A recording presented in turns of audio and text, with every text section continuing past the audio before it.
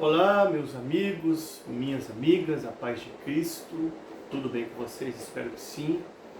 Vamos aprender juntos algumas lições bíblicas baseado em 1 Reis, capítulo 18, versículo 44. Vamos falar um pouco da perseverança de Elias para receber o seu milagre. Vamos à primeira lição? Perfeita comunhão. Em 1 Reis 17:1, Elias disse: Vive o Senhor Deus de Israel, perante cuja face estou, que nestes anos nem orvalho nem chuva haverá, senão segundo a minha palavra. Para Elias pronunciar palavras tão fortes contra o rei Acabe dentro do seu palácio, só havia um motivo. Ele estava no centro da vontade de Deus. Tinha muita comunhão com Deus.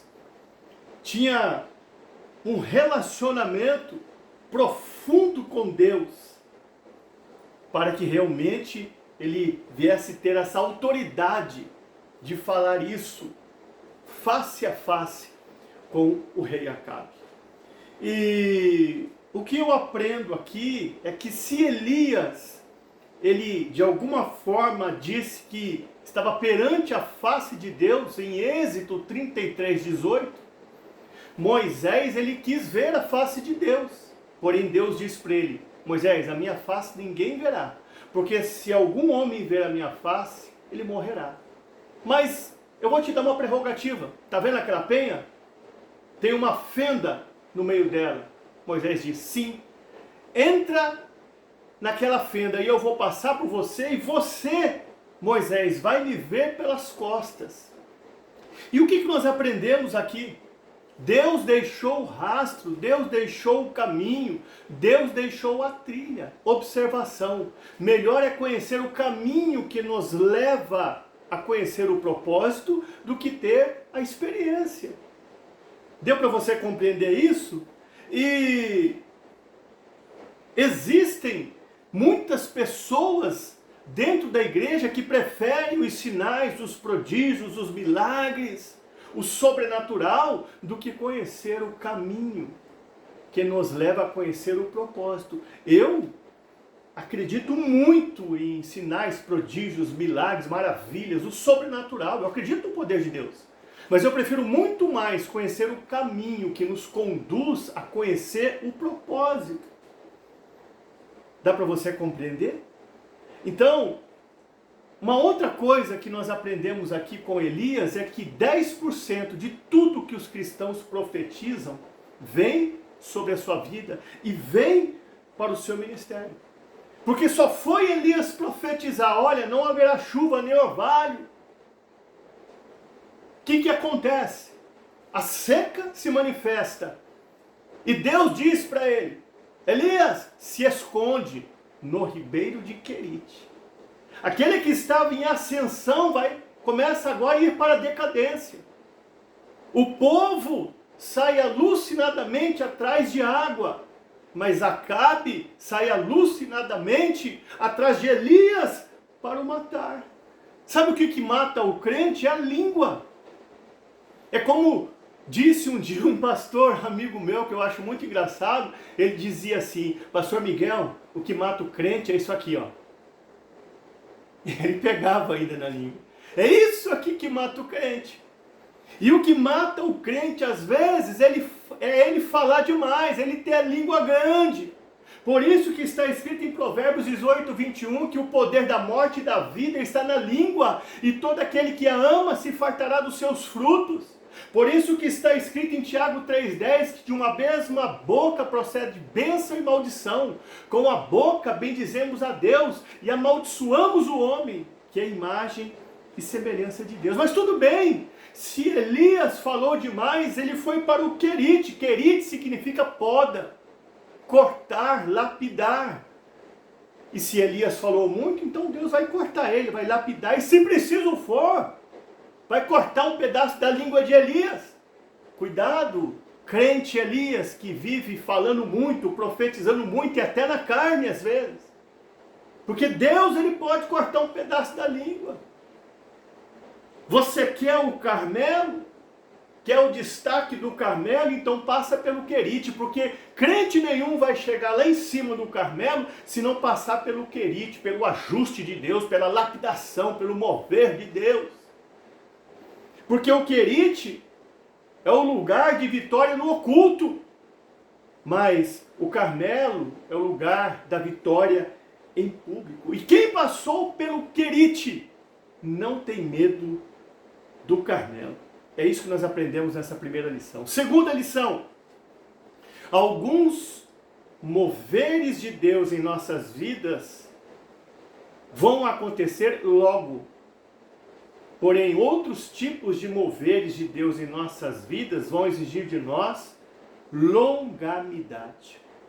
Preste atenção que, para não chover, Elias faz uma oração curta, pequena e rápida. Porém, para voltar a chover, Elias agora, ele tem que orar com muito mais intensidade, com muito mais perseverança. Na primeira oração dentro do palácio, Elias ora de pé. Mas na segunda oração no Monte Carmelo, ele tem que pôr a sua cabeça entre os joelhos. Há milagres que nós esperamos que aconteça em nossas vidas, que vão exigir de nós muito mais sacrifício, períodos de oração, perseverança e entusiasmo nossos. Pois é só você perceber que Elias, ele teve que dizer para o seu moço 7 vezes para ver se a chuva que ele tanto esperava estava se formando. Ou seja, ele estava ali com o joelho no chão, pagando o preço de oração. Eu quero dizer para você, tem coisas que vão acontecer rápido na minha vida e na sua vida. Mas tem coisas que vão exigir de nós um raciocínio mais apurado, como está em Provérbios 14, 29, que diz que o longânimo é grande em entendimento, mas o de ânimo precipitado exalta a loucura, que é um outro exemplo de demora dentro da Bíblia para a pessoa ver o milagre acontecer. Deus disse para Abraão que faria dele uma grande nação. Sabe quanto tempo isso demorou para acontecer? Está lá em Gálatas 3,17, 430 anos. Aí Deus disse para Abraão também, todas as nações da terra serão benditas em você. Sabe quanto tempo isso demorou para acontecer? Está lá em Gálatas 3,8, aproximadamente 1921 anos. Caleb, ele foi um homem que viu se cumprir na vida dele isso que eu acabei de citar, de Provérbios 14, 29, porque ele foi longânimo em entendimento. Se você for lá em Josué 14, 10 e 11, ele relata que ele está andando no deserto, caminhando no deserto ainda, quando recebe a promessa de um monte, ou seja, de um pedaço de terra. Ele diz que ele tinha 40 anos, e com 85 anos ele herda a promessa. E o interessante é que ele fala assim, olha, e quando eu recebi essa promessa, eu me sentia como se tivesse 40, eu tinha o mesmo vigor, a mesma visão, a mesma força, o mesmo ímpeto. Está vendo aí? Como que muitas das vezes, o mover de Deus na vida de alguns de nós vai ser lento, como muitas das vezes eu vou ter que ser longânimo e as coisas não vão acontecer logo na minha vida. Nós temos aqui um exemplo disso. Agora, só para a gente não ficar em textos de demora, de espera, de sacrifício, para o pregador não ser tido assim como aquele que só fala de sacrifício, de dor, de espera. Vamos falar de um texto bíblico em que Deus, ele fala que vai acontecer um milagre e no outro dia acontece. Está lá em 2 Reis, capítulo 3, versículo 8. Josafá entra em um deserto, em um vale, por sua própria conta. Pede ajuda do profeta Eliseu, o profeta Eliseu vai lá, profetiza no vale dele, está lá em 2 Reis 3,17, não vereis vento, não vereis chuva, todavia este vale se encherá de tanta água que bebereis vós, o vosso gado e vossos animais. Aí o que acontece em 2 Reis 3,20? Já no outro dia, pela manhã cedo, a água aparece brotando no deserto pelo caminho de Edom. E esse tipo de milagre foi logo, Deus falou num dia, no outro dia aconteceu. Agora você tem que tirar a sua conclusão. O seu milagre, ele vai acontecer logo, ou você vai ter que ser longânimo para ver ele? Quem sabe, muitos milagres aconteceram logo, mas alguns você vai ter que ser um pouco mais longânimo para ver se cumprir na sua vida. Mas saiba que vai acontecer. Vai acontecer. Vamos já para a terceira lição. Estou cuidando do tempo. A maior solidão que existe é aquela de estar em meio a uma grande multidão. Elias estava no Monte Carmelo praticamente sozinho, porque o seu moço, o seu discípulo que estava com ele, não orou com ele. Às vezes você vai ter que chamar toda a responsabilidade somente para si, somente para você, porque aqueles que dizem estar com você na mesma visão, no mesmo propósito, no mesmo ímpeto, na mesma pegada, no mesmo propósito, na verdade não vão estar na mesma visão, não vão estar crendo como você crê, não vão estar crendo como você crê. E por quê? Porque na verdade eles não vão acreditar no seu milagre como você acredita. É isso que eu quero que você entenda.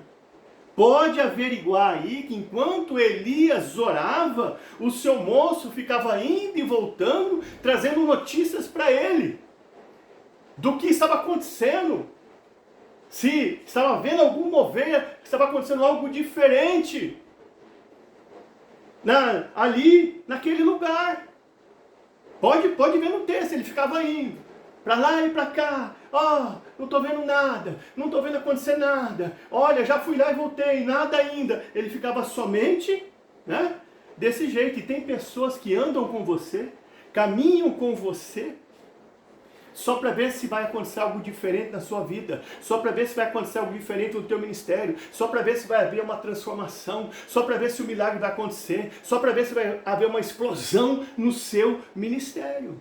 Existem pessoas que estão do seu lado que não são seus parceiros e parceiras, pelo contrário, são seus parteiros e parteiras. O que quer dizer isso, pregador? O parteiro e a parteira não vêm às vezes para fazer um aborto? Por isso que você tem às vezes parteiros e parteiras do seu lado e não parceiros e parceiras. Eles querem fazer o aborto, ou seja, não querem ver você gerar. Não querem ver você produzir a sua bênção, produzir o seu milagre. Quem está do teu lado? Parceiro e parceira ou parteiro e parteira? Em vez do moço de Elias ficar focado nos acontecimentos, trazendo notícias para Elias, se estava ou não estava acontecendo alguma coisa, ele devia ter dito o seguinte: eu vou orar com você, eu vou pagar o preço com você, eu vou dobrar o joelho aqui. Vamos buscar junto a presença de Deus, estamos juntos. Mas não foi isso que ele fez. Mas pelo menos ele fez uma coisa boa. Ele deu a notícia que alegrou o coração de Elias. Eu estou vendo aí uma pequena nuvem do tamanho da mão de um homem. E sabe por que ele conseguiu ainda ter a maturidade de dizer que estava acontecendo alguma coisa na vida e no ministério de Elias? Porque ele viu Elias subindo e subiu com Elias. Eu não entendi, pregador, vou te explicar. Tem irmãos e irmãs dentro da igreja que veem o seu irmão subindo na vida e subindo no ministério, pega uma carona e sobe junto. Por quê? Porque se alia, se rende, tem humildade, quer aprender com ele, quer aprender com ela, quer entender um pouco mais a pessoa, pede explicação, quer crescer junto, se alia, imita, sabe? Segue o exemplo, por isso sobe. Agora tem pessoas dentro da igreja que vê o teu irmão subindo na vida, a tua irmã subindo na vida e no ministério, apedreja, inveja, amargura. Quem vê o seu irmão subindo na vida e no ministério tem que se aliar a ele. Tem que tentar aprender algo com ele ou com ela. E tem pessoas que têm mais dificuldade em ver você subindo na vida e subindo no ministério do que ele mesmo subir na vida e subir no ministério. Por isso que a Bíblia nos relata, em Provérbios 13, 20, anda com os sábios, será sábio, mas o companheiro de tolos não ficará sem aflição. Qual é a conclusão que você chega aí? Você tem parteiros e parteiras do seu lado? Tem verdadeiros amigos, amigas, parceiros e parceiros do seu lado. Quarta lição, estou cuidando do tempo. Tem coisa boa chegando, tem algo acontecendo, e não importa o que eu sofri, o que importa é que eu sobrevivi. Isso aqui é a letra de um louvor muito famoso. Então, eu acredito que foi isso que Elias tentou transmitir ao seu moço, depois que recebe a notícia dele de que havia uma pequena nuvem no céu. Elias diz assim: eu ouço o barulho de uma grande chuva. Ou seja, Elias estava dizendo, tem coisa boa chegando, depois de um período depois de um período aí de sete tempos de oração, depois de muita perseverança, chegou o momento de usufruir do milagre. Mas o que me chama a atenção é que Elias precisou somente ouvir, não precisou ver. Você não entendeu? Ele só precisou ouvir, não ver. E Deus deve ter dito para ele: Elias, para você ver o milagre acontecer na tua vida, então você tem que ouvir primeiro a mim. E é isso que você está fazendo. Você me ouviu, então você vai ver o que vai vir por aí. Vai vir uma chuva que vai abençoar não só você, mas todo o povo. E existem pessoas que estão dentro da igreja, querem ver o milagre, mas não querem ouvir a Deus. Pedro, para ele ver o milagre na sua vida da multiplicação, primeiramente ele teve que se assentar e ouvir Jesus pregar de cima do teu barco, porque o barco dele foi feito de púlpito. Depois ele foi para alto mar e fez uma grande pescaria, pesca maravilhosa. Em João capítulo 20, Jesus tem que confrontar a Tomé. Tomé, porque você viu, agora você crê? Bem-aventurados os que não viram, mas creram. A nuvem, eu estou cuidando do tempo, era pequena, mas quem estava por detrás da nuvem era grande. Deus! Eu quero dizer algo para você interessante. Aquilo que é grande, mas não tem um agir de Deus, o poder de Deus e o controle de Deus se torna pequeno. Mas aquilo que é pequeno, mas tem o agir de Deus, o poder de Deus e o controle de Deus por detrás, se torna grande. Golias, ele era grande, mas não tinha o poder de Deus, o agir de Deus por detrás dele. Se tornou um anão na frente de Davi. Davi era pequeno, mas tinha o agir de Deus, o poder de Deus sobre ele, por detrás dele. E ele se tornou um gigante, maior ainda do que o gigante que ele encarou. E o pior de tudo, Golias encarou Davi e foi o último adversário dele, o mais ferrenho, o pior, porque ele morreu. Então nós temos que entender isso. Deus, ele vê coisas grandes em coisas pequenas. O homem, ele vê coisas grandes em coisas que Deus considera pequenas. E uma outra coisa eu aprendo aqui. O moço de Elias disse que a nuvem era pequena. Não considere pequeno o que está acontecendo na sua vida, no seu ministério, só porque você ainda acha pequeno o mover de Deus. Se você for em Jó 8,7, está dizendo: o teu princípio, na verdade, terá sido pequeno, mas o teu último estado crescerá por extremo. Zacarias 4,10, quem, pois, considera pequeno dia, né, de inícios. Então, o que nós vamos aprender com esta lição? Quinta e última lição. Oh meu Deus, o tempo. Deus quer fazer um mover, mas você tem que se movimentar. A nuvem que o moço de Elias viu era pequena, mas estava em movimento. Nós também somos pequenos, mas também temos que estar em movimento em direção ao alvo, ao propósito de Deus para nossas vidas. Somos pequenos, mas quem está em nós é grande. 1 João 4,4, filhinhos, sois de Deus, porque maior é o que está em vós do que aquele que está no mundo. A nuvem era pequena e precisava chegar a um lugar, ou seja, ao seu destino, à área geográfica, ao seu propósito. E onde era esse lugar que a nuvem tinha que chegar? No Oriente. E onde é que essa nuvem estava antes de chegar no Oriente? Subindo do mar. É lá que estava essa nuvem. E mar e água, em Apocalipse 17:15, simboliza povos, nações, tribos e línguas, e também a diversidade, luta, opressão, dia mal. O que nós aprendemos aqui? É do meio da luta, da diversidade, da crise que surge a solução para os nossos problemas. É daí disso tudo que você está passando que vai surgir o milagre para a sua vida e para o seu ministério. Já estamos terminando aqui. A nuvem pequena precisava chegar ao Oriente.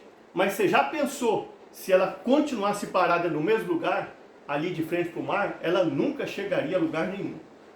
Agora, algo que eu tenho para dizer para você aqui: se você quer chegar em algum lugar na sua vida, no seu ministério, se movimente, ande, caminhe, dê os primeiros passos. 1 Coríntios 3,9 está relatado: nós somos lavoura de Deus, edifício de Deus e cooperadores de Deus. Coopere com Deus, para que o milagre venha acontecer na sua vida. Se Deus tem propósito com uma nuvem, não teria propósito com você? Eu sou nuvem passageira, que com o vento se vai. Eu sou como um cristal bonito, que se quebra quando cai. Eu sou nuvem passageira. Eu não vou viver a vida inteira aqui na terra, eu vou sair dessa terra, eu vou partir dessa terra. E como a nuvem que era pequena, mas depois se tornou grande, e desaguou toda a sua água do Oriente, eu, ainda que seja pequeno, você que seja, ainda que seja pequeno ou pequena, precisa crescer também, expandir, e desaguar aqui na terra todo o seu potencial. Não morra cheio, morra vazio. Entregue ao mundo que Deus depositou dentro de você, dons e talentos, porque isso vai ser cobrado. Lembra da parábola dos talentos? Aquele homem que recebeu um talento, escondeu o talento na terra. Ele não multiplicou, e ele foi cobrado, e foi severamente. Leia o texto. A Bíblia nos relata lá em Êxodo 23:15, ninguém apareça perante mim com as mãos vazias. Vai ter cobrança. Até quando você vai enterrar o teu dom, o teu talento? Até quando você não vai entregar ao mundo o que Deus entregou a você?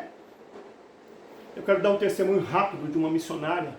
A pastora Rosana um dia disse para mim que havia uma missionária. Ela tinha um chamado profético para ganhar milhares de almas no mundo. Só quis ficar sentada no banco da igreja a vida inteira. Nunca ela quis pregar, louvar, dar lugar para o chamado dela. Tinha medo, tinha vergonha, era tímida. Com 86 anos, ela balançando em uma cadeira, chega um profeta e diz para ela: por sua causa, milhares de almas não conheceram ao Senhor. E foi embora. Não estou dizendo se ela foi salva ou não foi, não sei o que aconteceu, se ela reagiu, não sei. Não podemos julgar, mas que é muito estranho, é. Vai ter cobrança. E para terminar, eu quero dizer algo para você aqui também. Lá naquela época, quem sabe todos que viram aquela pequena nuvem disseram: essa nuvenzinha que agitar aí no céu, coitadinha, olha lá. Mas quando viram ela já, grande, enorme, desaguando no Oriente, diziam: é ela mesmo? Será que é aquela nuvem? Da mesma forma, você e eu somos pequenos hoje, mas se você maximizar o teu potencial, se esforçar, vão ver você grande na terra ainda e vão dizer: será que é ele mesmo? Será que é ela mesma? Caminhe para o seu propósito, caminhe em direção ao desígnio que Deus tem para a sua vida. E para terminar, Elias, quando viu aquela nuvem pequena, ou a notícia que o seu moço deu de que a nuvem era pequena, ele podia ter dito assim: eu vou orar mais, para a nuvem ficar maior. A nuvem está pequena, então eu vou orar mais que ela vai crescer. Mas não foi isso que ele fez. O que ele fez? Ele agiu.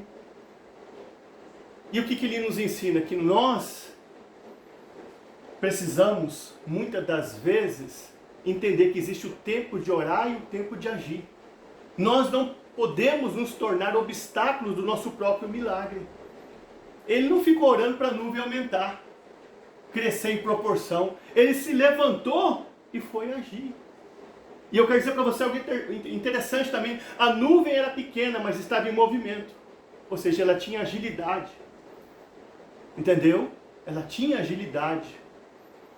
Muitas das vezes não adianta um lutador ser grande se ele não tiver agilidade. Ele pode perder para um lutador pequeno que tem agilidade, porque o lutador pequeno atinge ele primeiro várias vezes.